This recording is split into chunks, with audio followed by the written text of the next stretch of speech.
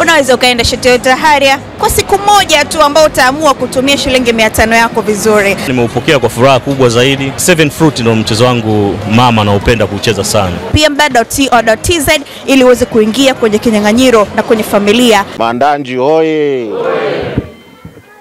Meneja wa kituo, wenye viti wa serikali nafikiri za mitaa, wa Mandanji, wapenzi, wanachama, washabiki wa Yanga, pamoja na viongozi ambao tumeambatana kwenye huu msafara. Sisi kama Yanga huwa tunakuwa na utaratibu kama huu. Tunavokuja mikoani, hata tunapokuwepo Dar es Salaam, tunapokuwa na michezo mizito kama hii ambayo au kama huu ambao tunao hapa Mbeya leo, huwa tunapita kwenye vituo vya watoto yatima ili tuweze kushirikiana nao sisi kama Yanga na wao, kuona ni namna gani tunaweza kutoa msaada wetu kama timu yetu.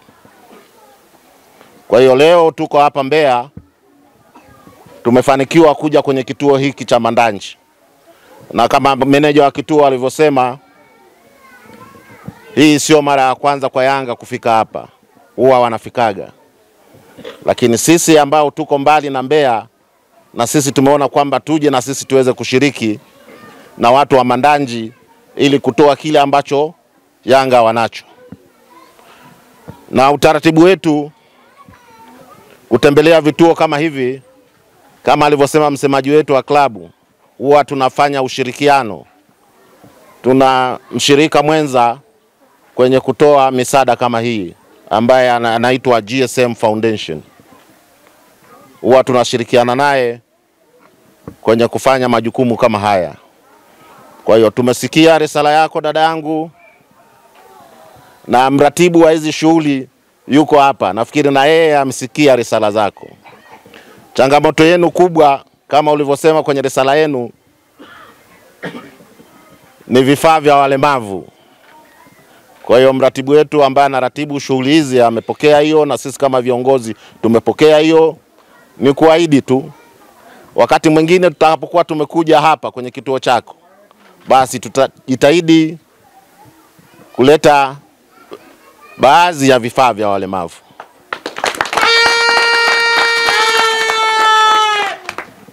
Na mara nyingi vituo kama hivi au nyinyi ambao mnahudumia watu kama hawa, huwa ni baraka tosha kwa Mwenyezi Mungu.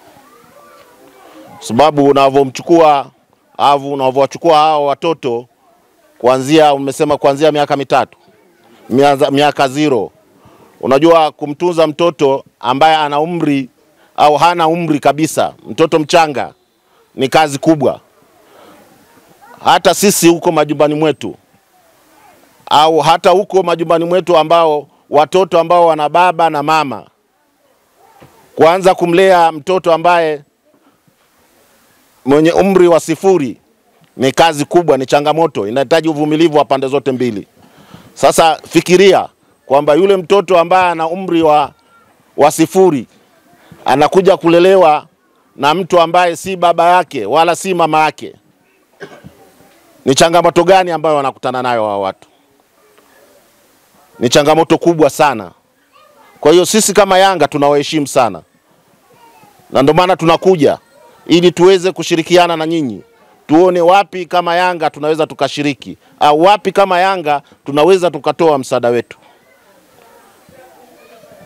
kwa sababu kazi ambayo mnaifanya ni baraka tosha kwa Mwenyezi Mungu. Maana umeniambia kwamba kuna watoto sasa hivi hapa mnao, wengine wako sekondari, wengine wako vyuo, na wote hao mlianza nao 0. Kwa hiyo ni baraka tosha kwa Mwenyezi Mungu. Kwa hilo kwa kweli tunaomba na sisi kama Yanga, Mwenyezi Mungu awajalie kwa moyo wenu wote, mpate baraka za kutosha, na isiwe ni Yanga tu ambao watakuja kutoa misaada, basi watu wa nyanja mbalimbali waje washirikiane nanyi katika kutoa misaada ya aina mbalimbali. Sasa kwa sababu leo tuna mchezo, leo tuna mechi. Sasa sijui hawa watoto ambao wako mkono wangu wa kushoto ndo watoto wenyewe au hawa ni majirani? Hawa majirani. Watoto wenyewe wako kwenye mabweni. Hawezi kutoka nje. Aha. Basi kuna zawadi ambayo tumekuja nayo, si kubwa sana. Lakini kama Yanga tumeona kwamba tuje nayo ili tuwakabidhi. Sasa nafikiri tungeanza kutembelea kwanza, kuona mazingira, kuona mazingira ya ndani, alafu baadaye tutawakabidhi zile zawadi, alafu tutasoma sala ama dua ya pamoja ili kutuombea katika mchezo wetu wa leo. Kwa kusema haya machache, na washukuru sana. Mwenyezi Mungu awabariki na kuwajalia. Asante sana.